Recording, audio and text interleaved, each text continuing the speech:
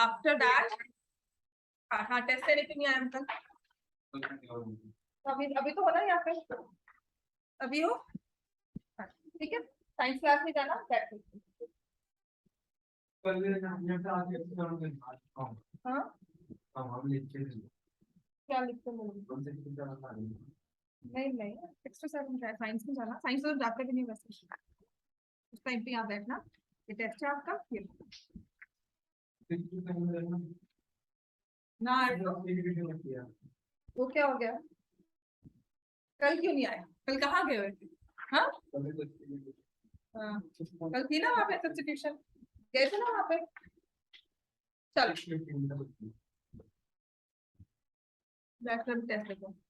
Starts का topic हम start कर रहे हैं। चैप्टर नंबर कौन सा है ये?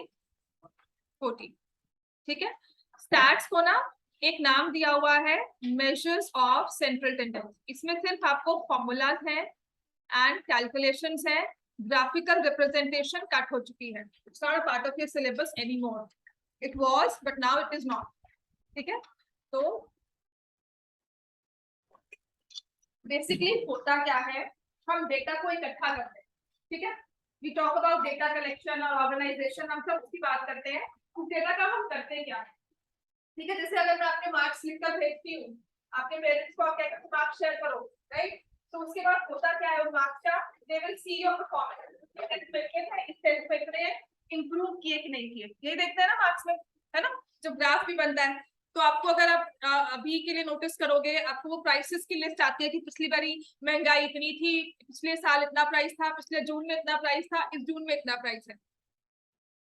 ठीक है। तो this is what we do when we talk of statistics. हमारे दिमाग में एक ही चीज आती है, डेटा की कलेक्शन ऑफ डेटा हुआ है, उसको किसी फॉर्म में ऑर्गेनाइज किया, जो हमने क्लास 9 में किया था, टैबुलेट किया, उसकी ग्राफिकल रिप्रेजेंटेशन की। उसके बाद हम क्या करते हैं, graphical representation is understanding the data. उस डेटा को हम फर्दर यूज कर सके टेस्ट पेपर।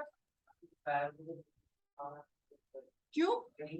कल रात को तुमने मुझे मैसेज किया था, मैंने क्या कहा था, मामा के फोन पे शेयर किया। ये क्या मतलब है ना? देख लो, सुबह ही देखा आपका measures of central tendency. This is not done. अभी बैठोगे यहाँ पे, जाओगे मुझे। टेस्ट देने क्यों नहीं आए थे कल? कहाँ गए हुए थे? अभी यहाँ तो अभी तो होना यहाँ पे, है ना? हाँ, अब टेस्ट देके जाना है। हाँ जी, कोई बात नहीं। हाँ, तो टेस्ट चलते ही है। टेस्ट मुझे चाहिए अभी यहीं बैठकर दोगे, चाहे मैं नेक्स्ट क्लास ऑफ ना कर दूं। आपकी 6 to 7 ये कोई इश्यूज नहीं है। 6 to 7 कल क्यों नहीं आए थे देने के लिए? This is seriously not a, हम यहाँ गए थे, हम वहां गए थे, हमारा ये काम था, हमारा वो काम था, ठीक है, फिर इस क्लास में क्यों आ रहे हो? वही काम करो जाके। आपका सितंबर टेस्ट आपके सिर पे है और आप ये सब कह रहे हो मेरे वहां टेस्ट है, मेरा ये टेस्ट है, मेरा वहां काम है, मेरा यहाँ काम है। तो ठीक है, वो काम ही करके आओ। हम पढ़ क्यों रहे हैं? फिर काम ही करो। आपको सारे इंपॉर्टेंट काम आपके 6 to 7 में या 3:30 to 4:30 में करने हैं, तो प्लीज बाकी टाइम भी लगा लो उस काम को।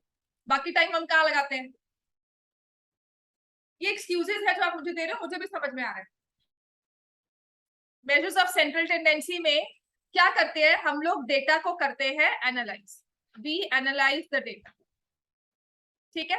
एनालिसिस का मतलब है कि जब मैंने डेटा को कलेक्ट किया तो I should get some information from the data. कुछ समझना चाहिए मुझे इस इंफॉर्मेशन से, डेटा को कलेक्ट क्यों किया हुआ है।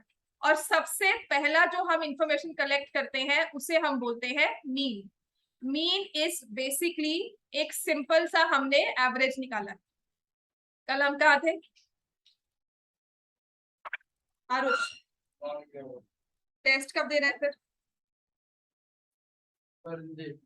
कल क्यों देखेंगे हम? क्यों कल क्यों देखना है हमने? तो सबसे पहला हमारे पास डेटा जो आएगा या एनालिसिस ऑफ डेटा का जो सबसे पहला मेजर है वो क्या है? मीन। देखो, जो मेजर्स ऑफ सेंट्रल टेंडेंसी है, टेंडेंसी क्या होती है? किसी भी चीज की परफॉर्मेंस, किसी भी चीज का बिहेवियर, उसकी टेंडेंसी ये है ना? जैसे मिस करना, किसी क्लासेस मिस करना, ना पढ़ना, टेस्ट ना देना, हम कहते हैं ना ये टेंडेंसी है एक। और सेंट्रल का मतलब हुआ, अगर आप चेक करोगे आपकी क्लास में भी, स्कूल क्लास हो, कोई भी एक क्लासरूम चेक करोगे तो maximum 1 2 3 first second third position पर टॉपर्स हैं। लास्ट की पोजीशन पे कम नंबर आने वाले 3-4 बच्चे होंगे। मैक्सिमम बच्चे कहाँ पे होते हैं? एवरेज में। 90, 80, 70 में आपको बहुत सारा क्लस्टर मिल जाएगा। तो यूजुअली ग्रुप का बिहेवियर क्या होता है? थोड़े से होते हैं इन द बिगनिंग, थोड़े से होते हैं इन द लास्ट, मैक्सिमम जो क्लस्टर होता है वो होता है सेंटर में। ठीक है, this is the group, this is the behaviour of every group.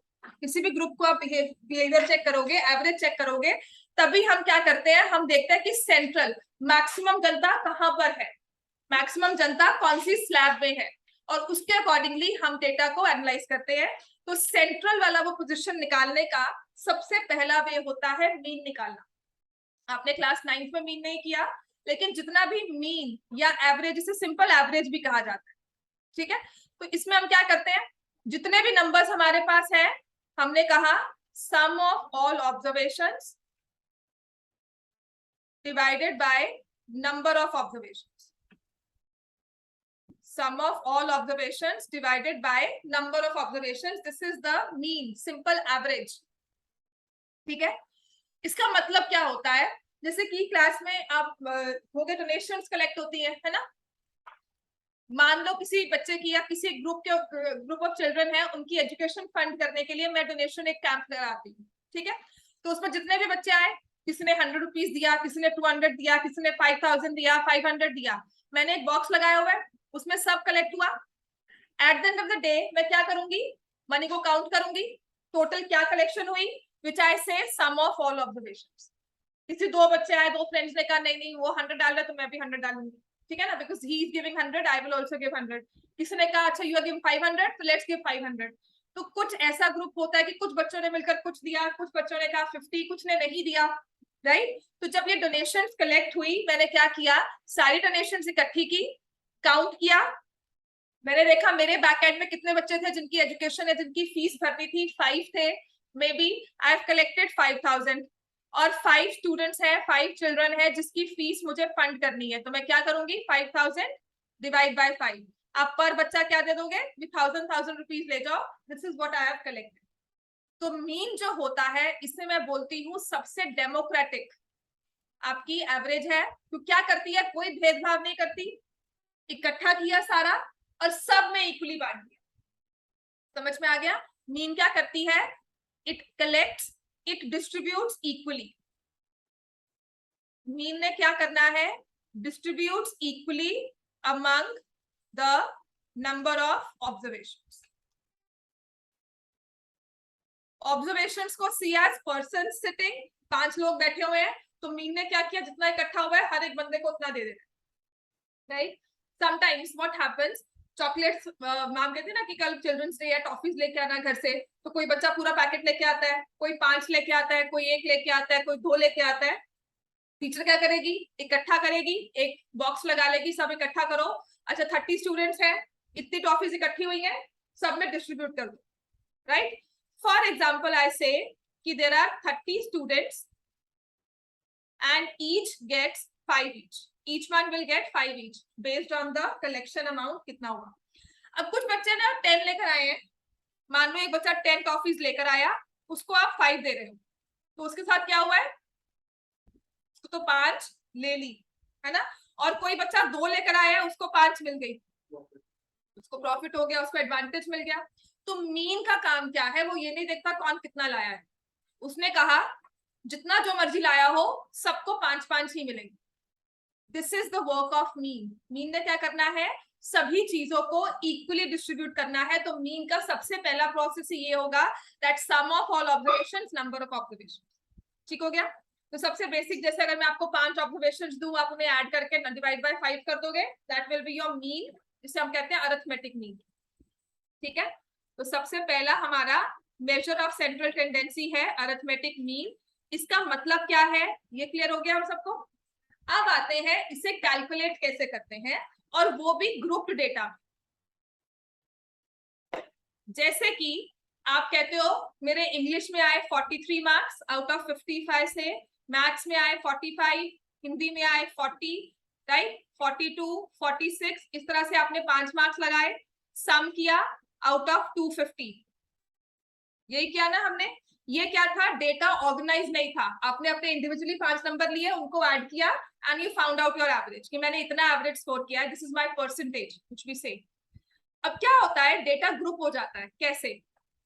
For example, आप 1000 बच्चों का स्कूल ले रहे हो या पूरी 10th स्टैंडर्ड ले रहे हो, तो कम से कम 500 बच्चा होगा। पूरी 10th अक्रॉस ऑल सेक्शंस अगर चेक करते हो अपने, कम से कम 500 बच्चा तो मैं लगा लूँ ना एक स्कूल का, राइट? 500 है, तो इंडिविजुअली अगर आप मेरे पास 500 की लिस्ट लेकर आओगे तो मैं कुछ निकाल सकूंगी उसमें से। एक बच्चा रोल नंबर 1 को इतना मिला, रोल नंबर 2 को इतना मिला, फिर सेक्शन बी रोल नंबर 1 ये रोल नंबर 2, कुछ इंफॉर्मेशन क्लियर नहीं होती। तो उसके लिए हम क्या करते हैं, डेटा को ऑर्गेनाइज, कि मैं चेक करूंगी यार ये नहीं, मुझे बताओ अबव 40 कितने हैं, अबव 70 कितने हैं, अबव 75 कितने हैं। डेटा को समझना आसान हो जाएगा। बच्चा जो मर्जी हो, 75 अबव वाले खड़े हो जाओ, राइट? तो हमने क्या किया, डेटा को उनके मार्क्स के अकॉर्डिंगली ऑर्गेनाइज कर दिया। तो इस ऑर्गेनाइज डेटा में हमने ग्रुपिंग कर दी, इंडिविजुअल मार्क्स नहीं कि 76 कितने आए हैं, मैं कह रही हूँ 75 अबव वाले सारे खड़े हो जाओ, रेज योर हैंड्स करते हैं ना मैम आकर क्लास में, above 75 please raise your hands करते हैं ना, या below 40 please raise your hands. तो बिलो 40 में फर्क नहीं है, 35 हो 36 हो, राइट? तो जब हम डेटा को, बहुत बड़े डेटा को ऑर्गेनाइज करते हैं, तो हम इंडिविजुअल नंबर्स के अकॉर्डिंगली नहीं, एक क्लास, एक ग्रुप के अकॉर्डिंगली करते हैं। जैसे कि हमारे पास है example number 1, page number 261, check करो एग्जाम्पल 1। यहाँ पर आपको लिखा हुआ है marks obtained XI, number of students FI। Basically ये आपकी लास्ट क्लास से कैरी फॉरवर्ड किया हुआ है। लास्ट क्लास में ना आपने 9th में ये चीज पढ़ी नहीं थी बिकॉज डिलीट हो गई थी, राइट? लेकिन इस क्लास में ये चीज है, मुश्किल बिल्कुल नहीं है, बस समझना है मीन क्या कहता है, मीडियन क्या कहता है और मोड क्या कहता है, इनके फॉर्मूलाज याद करने हैं, दैट्स इट। ये सबसे इजी टॉपिक है। 3 फॉर्मूलाज है, बताया होगा मीन निकालो, बताया होगा मीडियन निकालो, बताया होगा मोड निकालो। फॉर्मूला तो हमें याद करना ही पड़ेगा, ठीक है? कोई इतना कोई ट्विस्टेड क्वेश्चन कुछ नहीं आएगा, मिसिंग फ्रीक्वेंसी है वो भी आ जाएगी, सब इजी है। मेन आपका फोकस होगा, आपको फॉर्मूला याद होना चाहिए, राइट? तो देखो सबसे पहले उसने क्या कहा, एग्जांपल 1 में मार्क्स ऑब्टेन्ड लिखे हुए हैं, एक को हमने दे दिया XI। Basically this is the variable. XI का मतलब है कितने मार्क्स ऑब्टेन किए, कितने दिए मैं देखो, 10, 20, 36, 40, 53, 56, ठीक है, देन 60, 70, 72, 80, 88, 92, 95।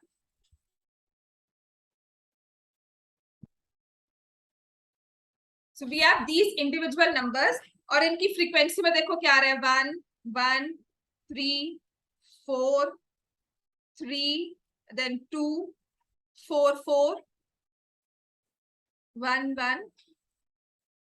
ये अप्रोक्सीमेटली देख लेना साथ में, बिकॉज मेरा ऊपर नीचे हो चुका है ये, ठीक है ना डेटा।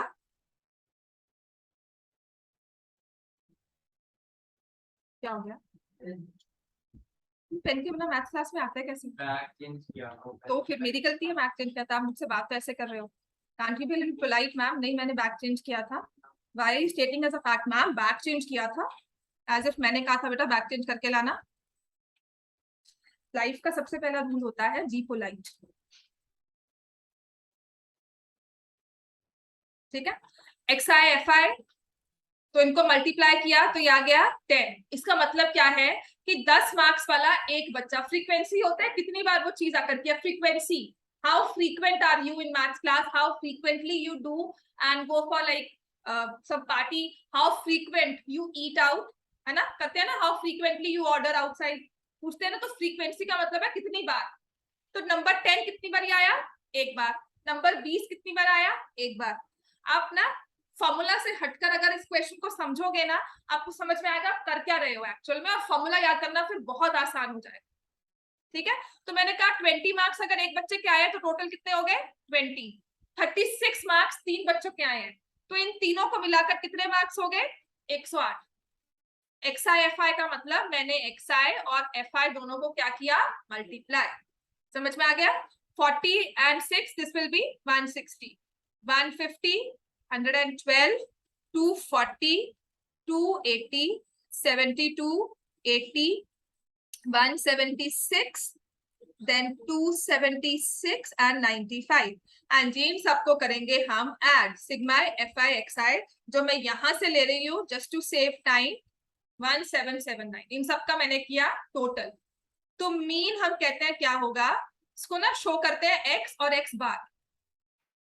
x क्या होता है, हमारा नंबर्स जिनका हम डेटा ऑर्गेनाइज जिनके बारे में जान रहे हैं, जो हमारा वो है क्या कहेंगे जो हमारा ट्रेट है, मार्क्स ऑब्जर्व कर रहे हैं, वेट ऑब्जर्व कर रहे हैं, हाइट ऑब्जर्व कर रहे हैं बच्चों की कि एज ग्रुप में हाइट ठीक है कि नहीं है। होते थे ना हाइट चार्ट, आपकी एज 3 इयर्स है, बच्चा इतना ग्रो किया कि नहीं हुआ, है ना। We have a parameter, certain parameter, एक रेंज होती है।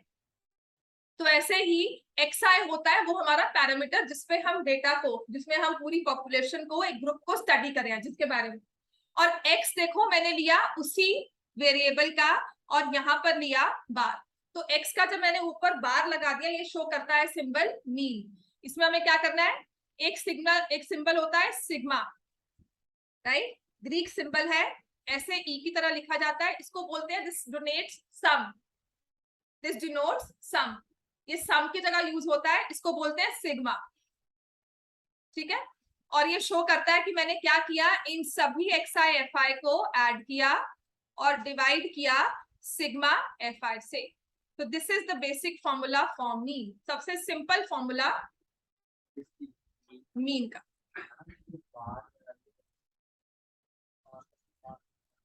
बच्चे ये सिंबल है,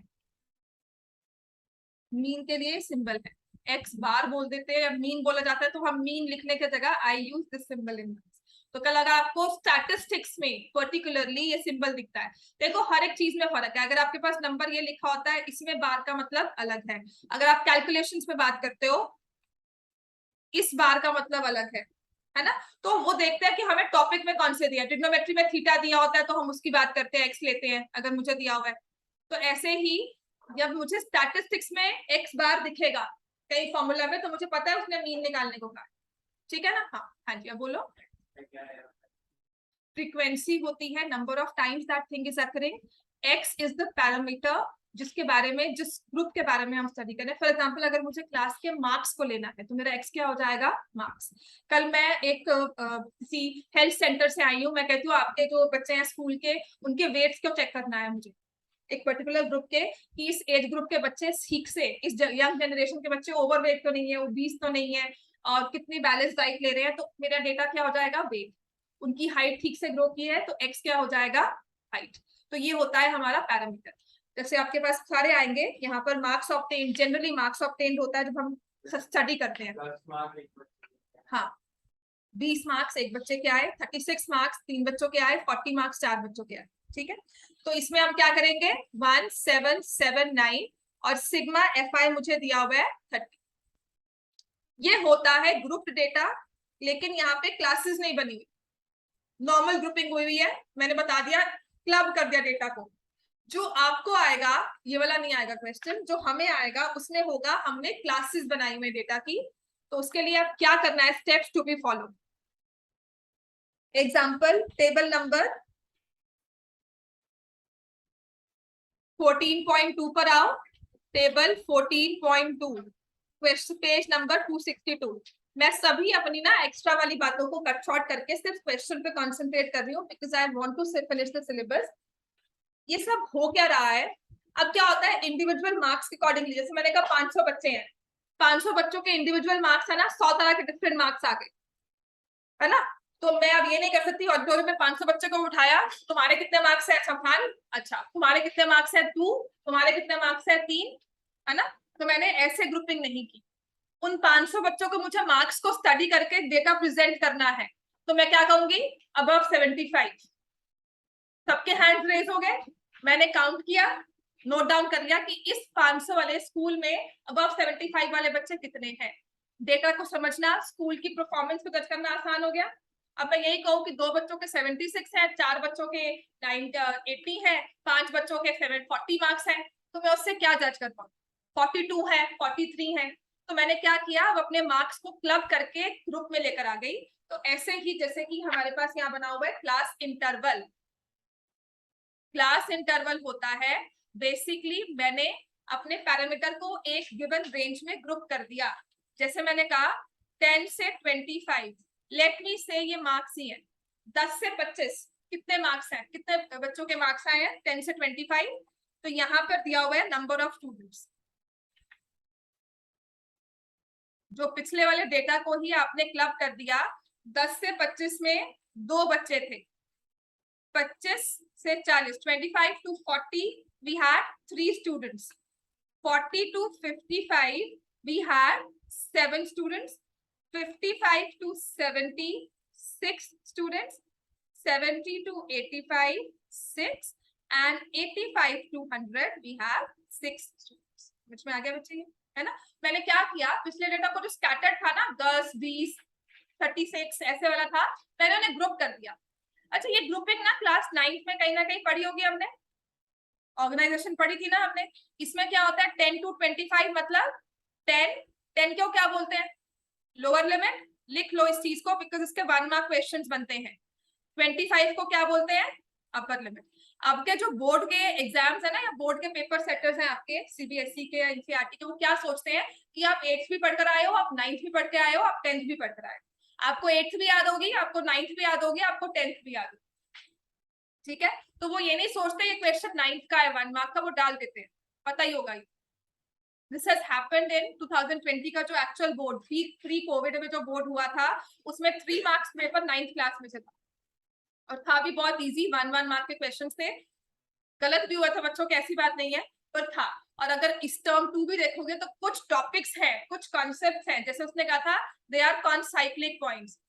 9th में ना 10th में टर्म 1 में करवाए नहीं थे कॉनसाइक्लिक क्या होता है, सर्कल्स नहीं करवाए थे, लेकिन 9th में पढ़े हुए थे। समझ में आ गया? 9th में पढ़ाया जाता है कि कॉनसाइक्लिक पॉइंट्स कौन से होते हैं, तो वो चीज आपकी 9th से पढ़ी हुई थी, तो मान लिया कि आपको पता होगा, 10th में टर्म 1 में डाल दिया।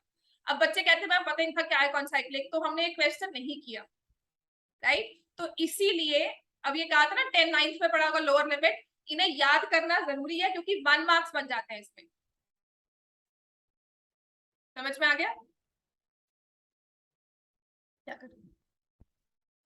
तो यहां से मेरे पास 10 is lower limit, 25 is upper limit, ठीक है? एक होता है जिसे आप बोलोगे लिखो क्लास साइज, क्लास हाइट या क्लास विड्थ, ये 3 चीजें बोली जाती हैं। 10 से लेकर 25 इस पूरे को बोलते हैं क्लास इंटरवल, जिसमें 10 होता है लोअर लिमिट, 25 होता है अपर लिमिट। समझ में आ गया? क्लास साइज क्या है, क्लास हाइट क्या है, क्लास विड्थ, तीनों ही चीजें इंटरचेंजेबल यूज होती हैं। क्यों फर्क है? क्योंकि ग्राफिकली हम फर्क कर देते हैं इसलिए, और कुछ नहीं। तो इनका मतलब क्या है, हमें क्लास साइज पूछा जाए, क्लास हाइट या क्लास विड्थ, तो upper limit minus lower limit. इसका फॉर्मूला क्या है, लिखोगे upper limit minus lower limit. समझ में आ गया? ये upper limit minus lower limit इसी का ही है, सेम। मैंने आपको कहा था क्लास साइज है जब हम न्यूमेरिकली वर्क कर रहे हैं। तो कुछ और है वो बाद में आएंगे।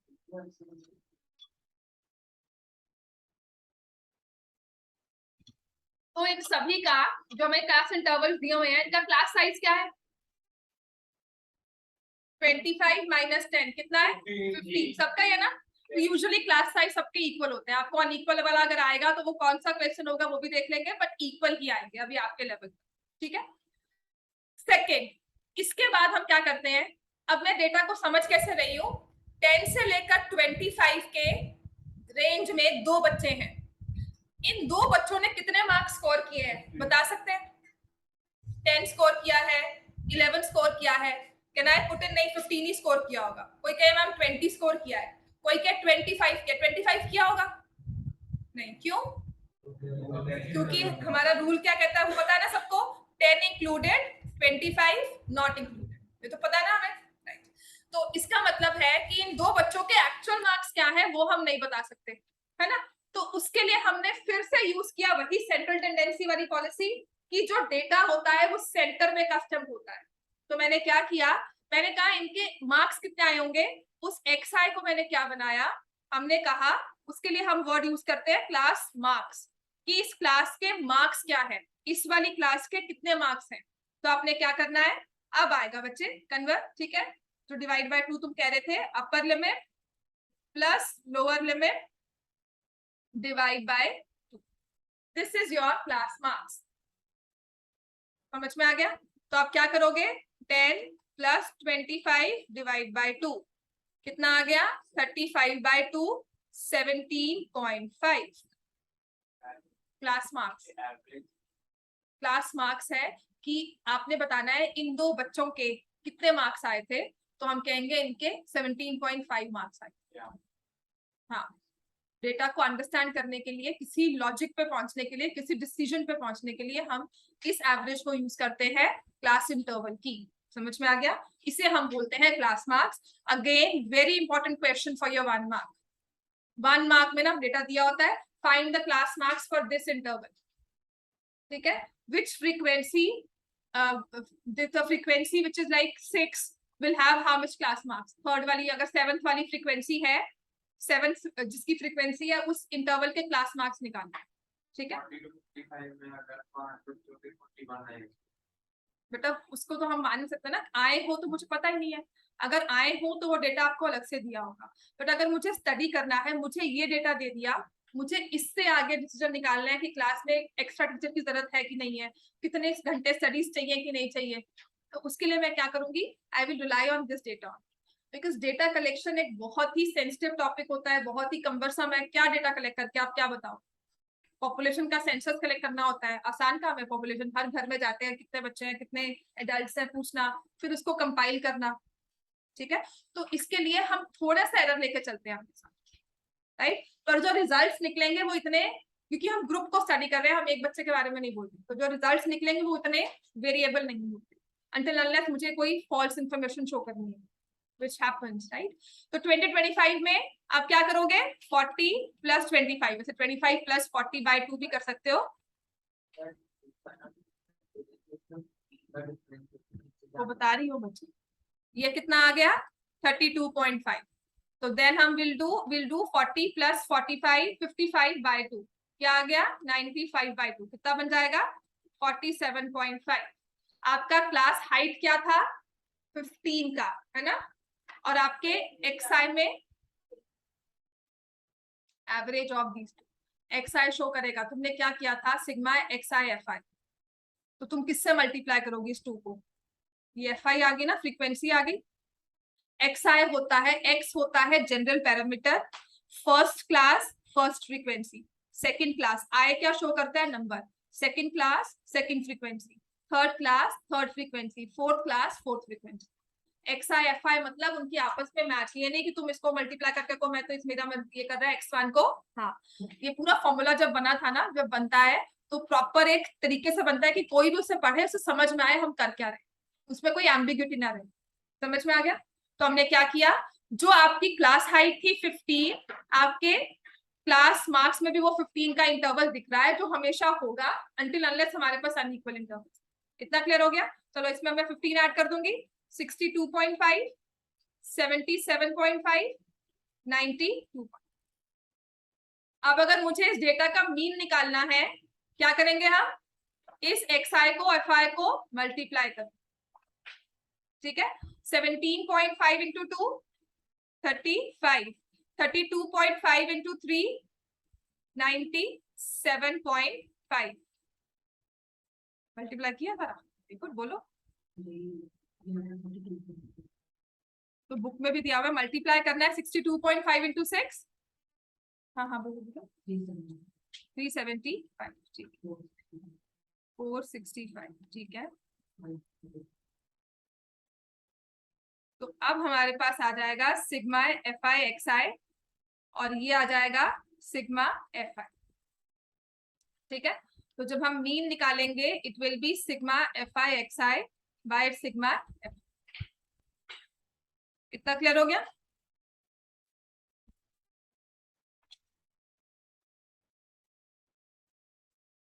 सम कितना आता है, 860,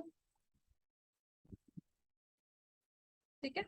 लिख लो इसको, देखने के नहीं कुछ मिलता है, लिखने के पैसे दे रहे हो तो मुझे, कि आप लिखकर समझ सको।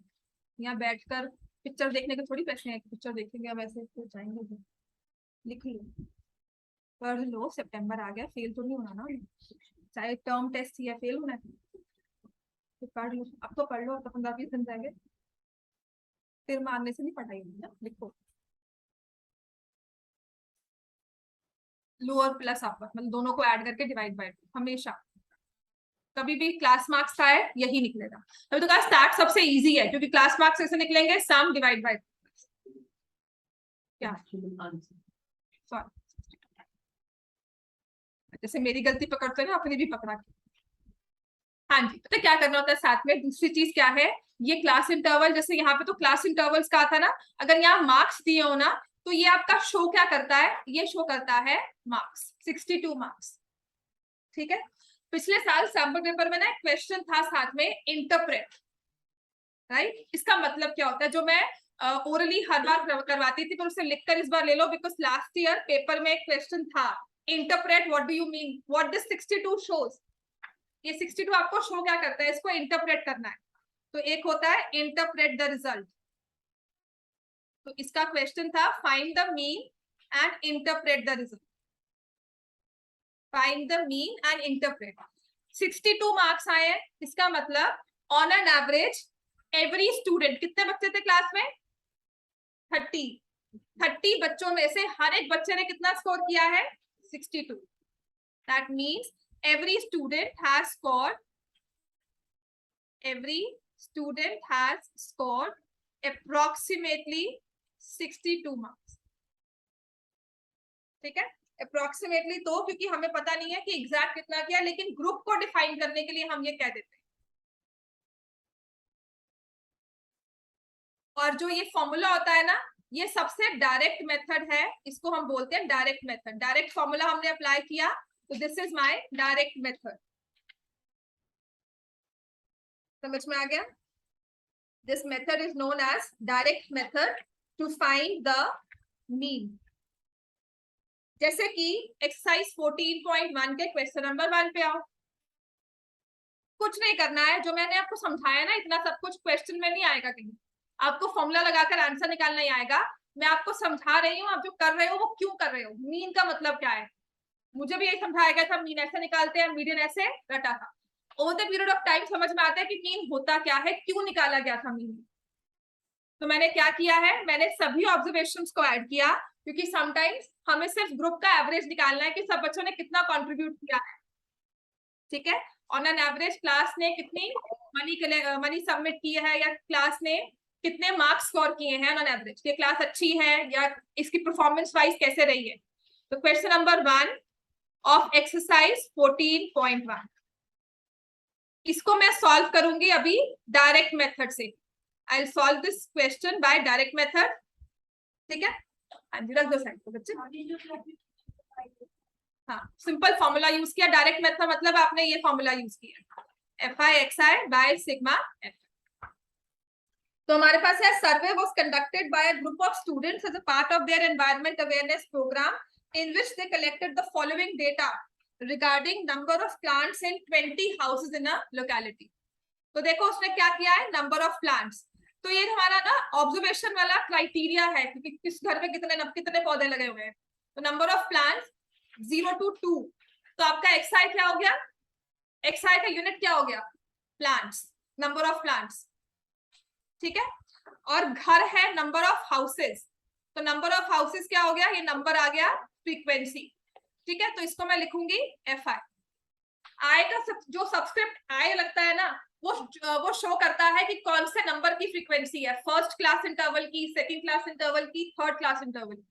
तो हम कॉरेस्पॉन्डिंग को मल्टीप्लाई करते हैं, कौन सी फ्रीक्वेंसी कौन से XI को मल्टीप्लाई करें, जो मैचिंग होते हैं, X1 F1 X2 F2। समझ में आ गया, तो 0 to 2, 2 to 4, 4 to 6, 6 to 8, 8 to 10, 10 to 12 and 12 to 14। Number of houses में हमारे पास है 1 2 1 5 6 2 and 3। इसका मतलब क्या हुआ, 0 से लेकर 2 प्लांट्स, 2 नॉट इंक्लूडेड, एक घर था जिसमें 2 से कम प्लांट्स हैं, 0 से 2, 2 घर है जिसमें 2 to 4 इतने प्लांट्स हैं। अब वो 2 भी हो सकते हैं, 3 भी हो सकते हैं, 2.5, 2.4 कुछ भी हो सकता है नंबर, कुछ भी डोंट नो, राइट। तो अब मुझे क्या करना है, इस FI का कॉरेस्पॉन्डिंग XI निकालना है। XI क्या होता है लिख लो, इसमें हम क्या लिखते हैं XI को, as class marks. Group data में XI होता है क्लास मार्क्स, और वो कैसे निकालते हैं, XI कैसे निकालते हैं,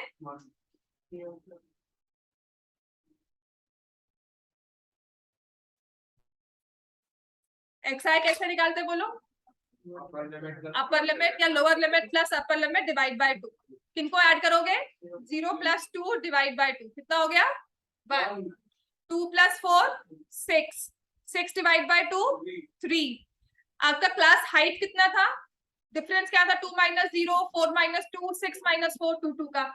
तो हमारे XI में भी कितना डिफरेंस होगा, 2, और ये थ्रू आउट रहेगा। नेक्स्ट क्या आ जाएगा, 5, फिर क्या रहेगा 7, फिर क्या 9, 11, 13।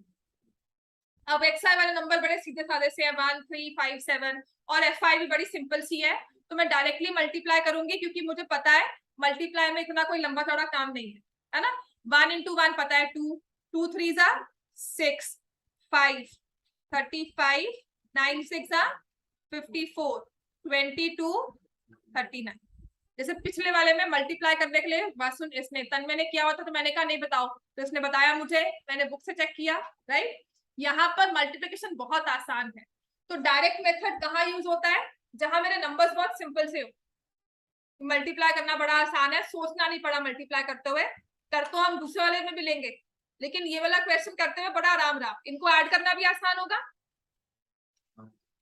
162। अगर मैंने इन्हें ऐड किया तो it's fairly simple for me to add, because the numbers are very simple. Number of houses sigma FI कितना है, 20।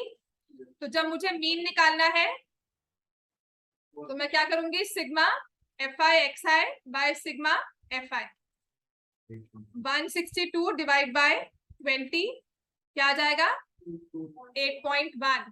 और ये क्या शो कर रहे थे, 8.1 प्लांट्स। तो इन 20 लोकेलिटीज में on an average there are 8.1 plants per house. लिख लो इसकी interpretation, because last year sample paper में था, हो सकता है इस बार स्कूल कोई ना कोई पेपर में डाल दे, कोई ना कोई स्कूल तो डाल देगा, इंटरप्रेट मीन। तो on an average every house in this locality, every house out of those 20, every house has 8.1 plants on an average।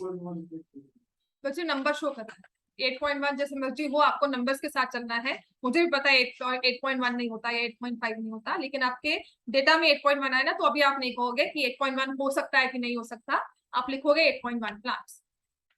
समझ में आ गया, ठीक है। जब डिबेट्स पे जाओगे ना, तब आप कहना कि 8.1 नहीं होगा, पर अभी हमारा नंबर ये कह रहा है, हम ये लिखते हैं। On an average every house in this locality, कितने घर थे, 20। तो 20 घरों में, 20 घरों में हर एक घर में 8.1 प्लांट्स हैं। This is what mean shows. ठीक हो गया इतना। ऐसे ही हमारे पास है क्वेश्चन नंबर 2। क्वेश्चन नंबर 2 भी कर लो।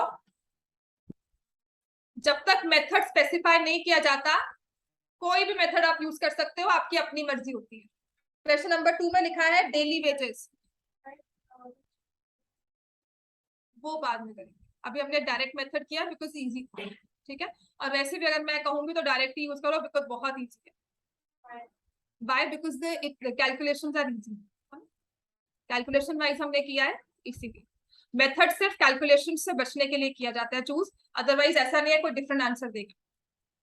मीन का कोई भी मेथड अप्लाई कर लो, आंसर वही आएगा। क्वेश्चन नंबर 2 है, 50 वर्कर्स की वेजेस दी हुई है, तो डेली वेजेस दी हुई है इन रुपीज। तो हमारा XI क्या हो जाएगा, डेली वेजेस रुपीज में आएगा।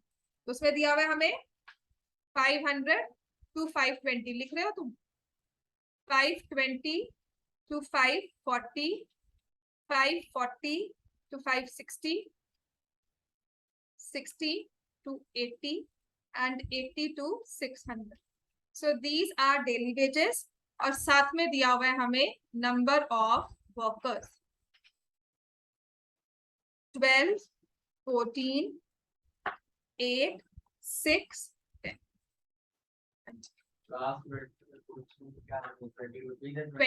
20 rupees. रुपीस क्योंकि यूनिट 20 है ना, रुपीस है इसलिए, ठीक है। विड्थ जो आपका एक्सआई का यूनिट है वो हमेशा उसमें एक्सआई में रहेगा, ठीक है। तो एक्सआई क्या करेंगे एक्सआई के लिए 500 प्लस 520 डिवाइड बाय 2 कितना आ जाएगा 510। अच्छा बाकी सब कैलकुलेट करो कि डायरेक्टली लिख दूं। इसके बाद कौन सा आएगा 530, इसके बाद कौन सा आएगा 550, इसके बाद कौन सा आएगा 570। आसान हो गया ना 590, ठीक है। अब मुझे क्या करना है कॉरेस्पॉन्डिंग एफआई एक्सआई को करना है मल्टीप्लाई। तो 510 into 12 into 14 into 8 into 6 into 10, ये तो मैं मल्टीप्लाई कर देती हूँ, बाकी चीज करो मल्टीप्लाई 6120।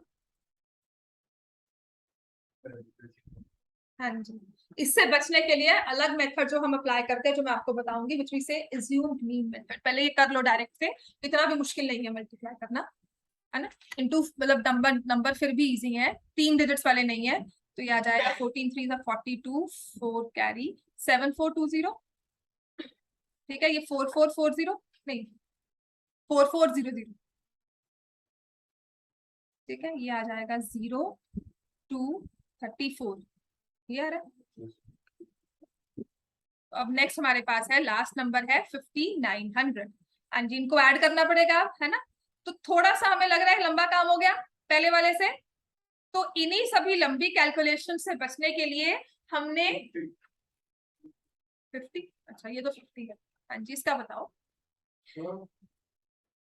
इनकी लंबी कैलकुलेशन से बचने के लिए हमने नया मेथड बनाया जिसे हमने कहा एज्यूम्ड मीन मेथड। तो मीन निकालने का नेक्स्ट मेथड जो हमारे पास है वो है assumed mean method. 5 9 and 13 22, 2 carry 9 8 15 19 19 और 8 हो गए 27, ठीक है। ठीक है, sigma F I x I by sigma F आई। तो 27260 डिवाइड बाय 50, तो ये आ जाएगा हमारे 545 और बहुत जरूरी है यूनिट लगाना।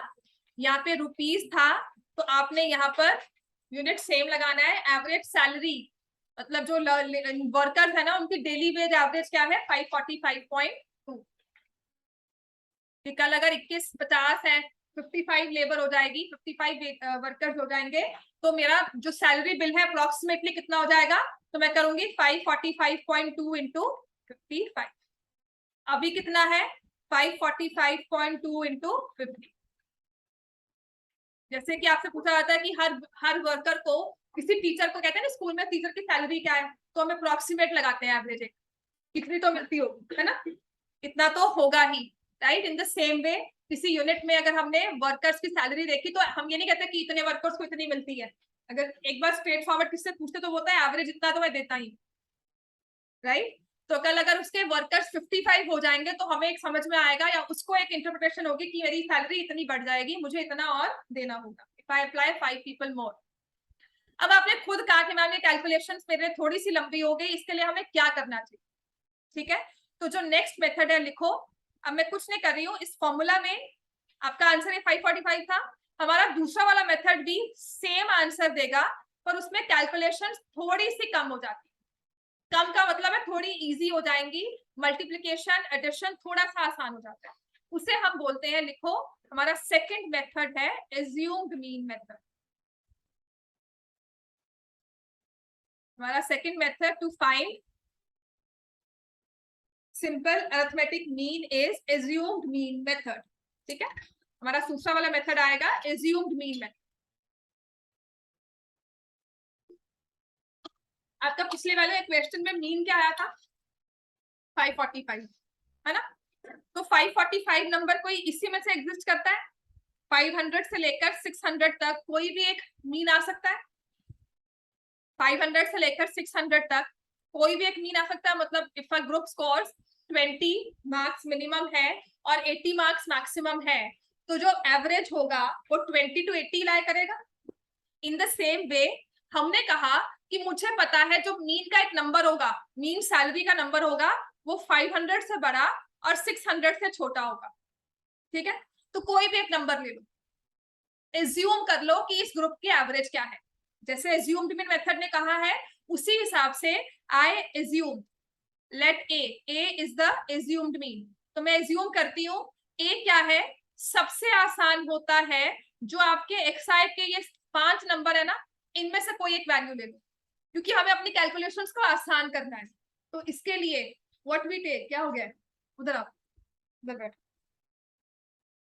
calculations में out of these 5 I take the center most value and I say this is my assumed mean। ये क्यों करते हैं, सिर्फ अपनी कैलकुलेशंस को आसान करने के। समझ में आ गया क्यों लिया मैंने 550 क्यों लिया। I could have taken 510 also, उससे भी काम आसान होगा। 590 ले लो, 570 ले लो, 530 ले लो, आंसर सबसे सेम आएगा। पर मुझे अपनी कैलकुलेशंस को आसान करना है, इसलिए मैं सेंटर मोस्ट वैल्यू लेती हूँ। 550 ले लिया, तो मैंने कहा दिस इज माई एज्यूम्ड। समझ में आ गया। अब हम क्या करते हैं, अब हम निकालते हैं डेविएशंस, डी आई। तो इसके बाद मैं क्या निकालूंगी, डी आई, इसे बोलते हैं डेविएशंस। लिख लो। हाँ? आपने सिर्फ इसको याद रखना है, इसका मतलब क्या है वो बाद में क्लियर होगा, अभी फिलहाल मैं नहीं क्लियर कर रही हूँ। दोनों में से कोई, सेंटर भी 2 वैल्यूज आई, दोनों में से कोई देख लीजिए, वो आपकी मर्जी होती है। फिर उसका ना, उसका मतलब क्या होता है, हाँ, आंसर हमेशा सेम आएगा। आंसर में कोई भी आप 530 चाहते हैं कि 520 चाहते हो, वो ले लो, आपका आंसर सेम आएगा। यू टेक 590 या 600 ले लो, आंसर तब भी सेम आएगा। 545 ले लो, तब भी आंसर सेम आएगा। ठीक है, take any number out of these given values, एक रेंज हमें पता है, उसमें से कोई भी एक वैल्यू लो। अच्छा, आपने कहा ना 2 वैल्यूज आएंगी इवन नंबर में, तो कौन सा ले, जिसके साथ नंबर आसान हो। आप ये सोचो, अगर ये मुझे 14 2 नंबर वैल्यू आई, एक को मल्टीप्लाई करना है 14 से, एक को मल्टीप्लाई करना है 8 से, तो जो 14 वाला है ना, मैं उसको ले लूँ। ठीक है, वो क्यों, वो क्लियर हो जाएगा। Something student used to do, मैं नहीं सोचती थी, उसने किया था क्लास में एक बार ऐसे, उसने कहा इसको ले लो, मैं मल्टीप्लाई करना इससे आसान हो जाएगा, 14 0 हो जाएगा। तो मुझे लगा हाँ, this is one nice way to select out of these 2। ठीक है, डी आई होता क्या है, ये एक्स आई लिया, माइनस कर दिया ए क्या था हमारा, ये 550। तो डी आई का एक सिंपल सा फॉर्मूला है, D I mean X I minus A.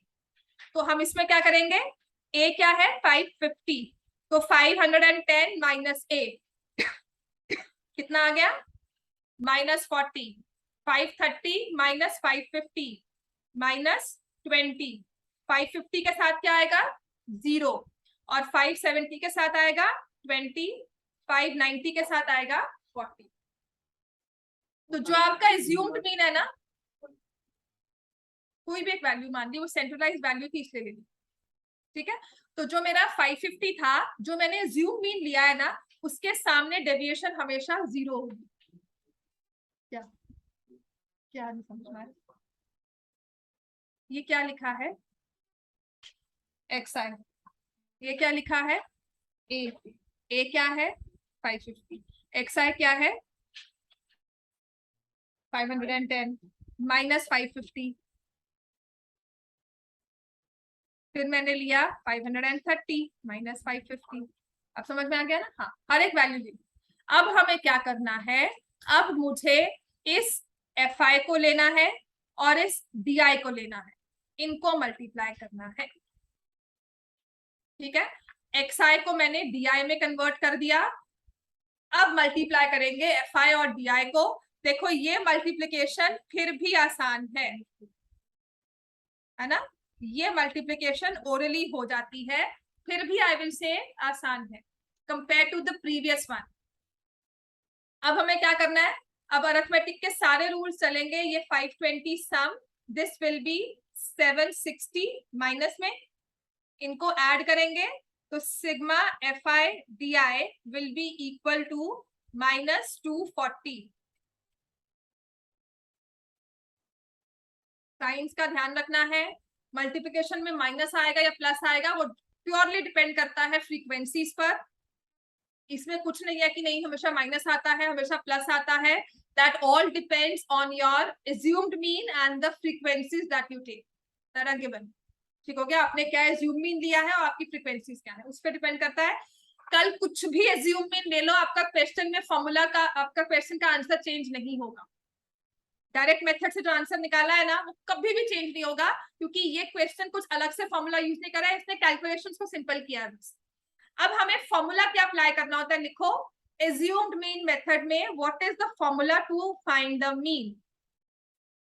Mean निकालना है तो हम क्या करेंगे, assumed mean plus sigma fi di divided by sigma fi।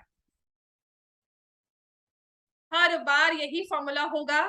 आपने क्या करना है, assumed mean लिया था 550 है ना, plus minus 240 divided by fi तो उतना ही रहा था 50।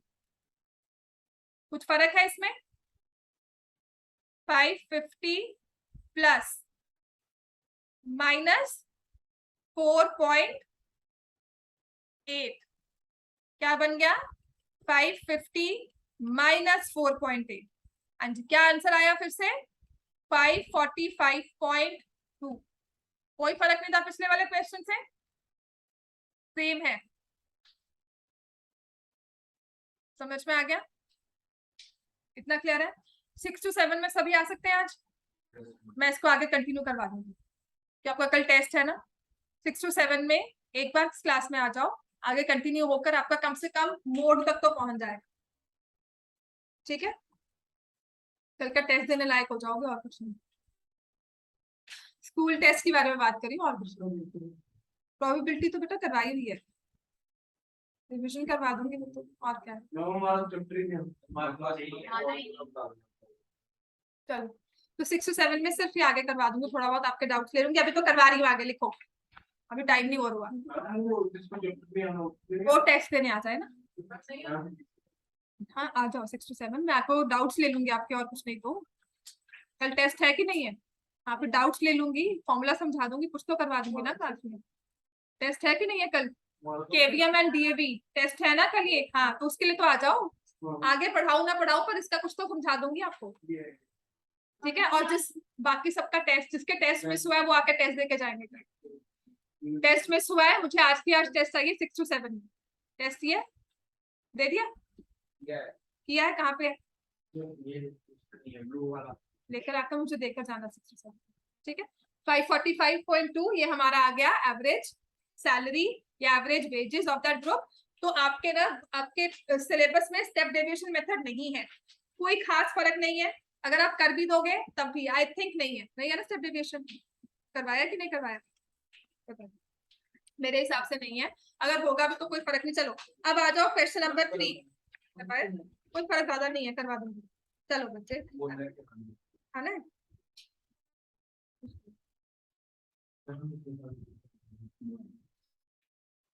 आ जाओ, अब आ जाओ। आपका वाला क्वेश्चन है assume mean मेथड से डिफरेंस जो आ गया वही सेम चीज है। एग्जांपल नंबर 2 वही है ना, सेम ही एग्जांपल 2। एग्जांपल नंबर 2, इस वाले क्वेश्चन को मैं स्टेप डेविएशन से करवा देती हूँ। आपका थर्ड मेथड है step deviation method. Step deviation और assume mean में ज्यादा फर्क नहीं है। ठीक है, next method is step deviation method. जिन बच्चों ने टेस्ट नहीं दिया है वो आकर टेस्ट देंगे 6 to 7 में, नहीं देंगे तो मैं घर पे फोन करूंगी। और सच में this time I am very serious, I want the test at any cost. मुझे जाकर चाहे अभी क्लास मिस करके अभी बैठ कर दो, नहीं घर से करके नहीं लाना, नहीं बेटा यहाँ बैठ कर, मम्मा को यही ले आना साथ में, वो भी यहाँ बैठ जाएंगे साथ में, टेस्ट तुम्हारे मम्मा के सामने हो जाएगा। आई एम वेरी सीरियस, सच में कह रही हूँ। कुछ मत एक्सक्यूजेस मांगो, सितंबर आने वाला है, अगस्त 23 हो चुकी है, अब पेपर आ रहे हैं। अब ये सारे मम्मा के सामने, इधर गया था उधर काम था, वो सब काम छोड़ दो, पेरेंट्स को बोल दो ये सब काम छुड़वा लो, या तो पढ़ा लो या फिर काम करवा लो। सीरियसली अभी इशू यही है कि मम्मी या तो काम करवा लो या पढ़ा लो, आपके खुद के भी काम है वो भी छोड़ो।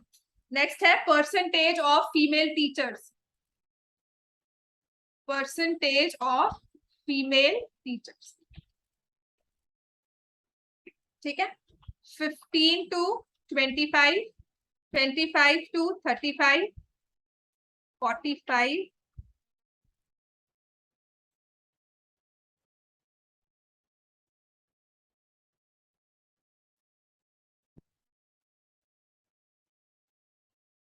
you stop it.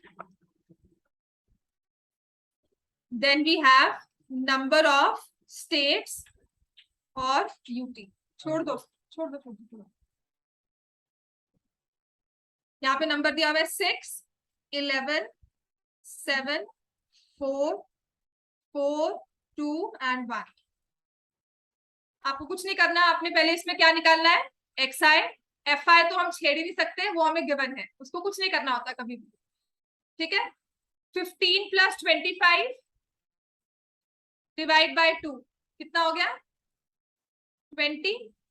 नेक्स्ट वाला नंबर क्या आएगा, विदाउट एडिंग मैं निकाल सकती हूँ आप, 30, देन 40, 50, 60, 70, 80, ठीक है। मैं यूज कर रही हूँ step deviation method, I will use step deviation method. इसके लिए हमें क्या करना है, सबसे पहले तो इस मेथड में भी हम एज्यूम्ड मीन निकालते हैं। मैं क्यों चिंता, तुम अपने पे ध्यान दो। काटने वाला ये होता फिर ऐसे छोड़ा नहीं होता, मैंने काटने वाला नहीं है, कुछ नहीं करता मैं, ठीक है। एज्यूम्ड मीन मेथड,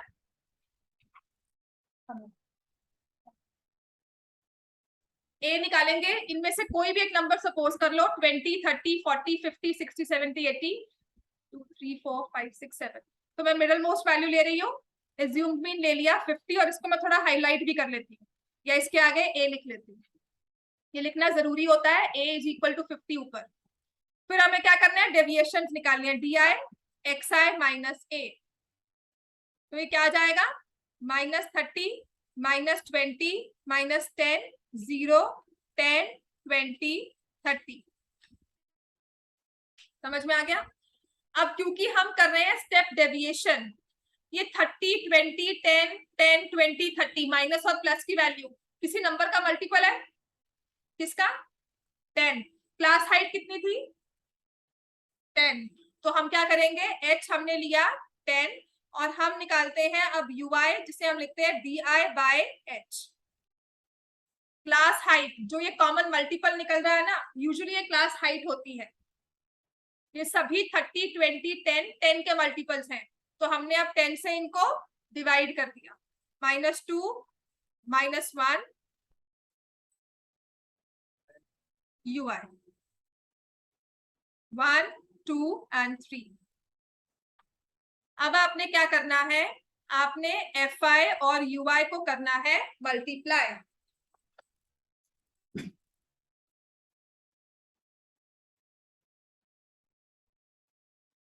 हमें क्या करना है, हमें FI और UI को करना है मल्टीप्लाई, राइट। तो अब हम क्या करेंगे, इस वाले कॉलम को और इस वाले कॉलम को, और भी आसान हो गया, -18, -22, -7, 0, 4, 4 and 3,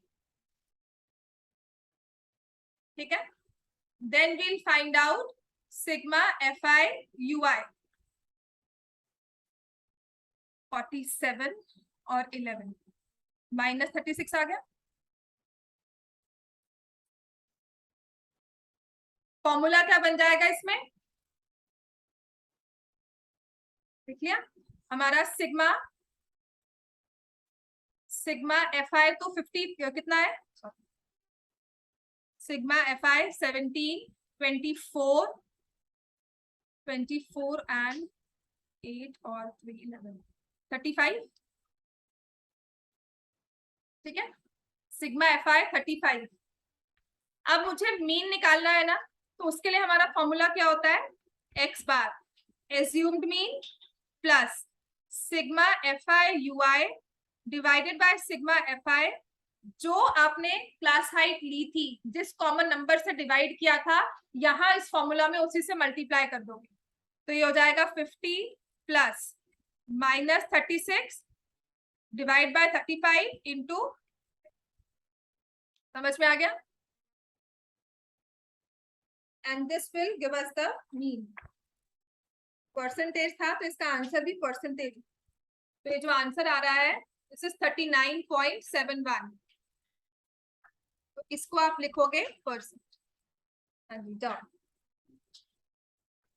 6 to 7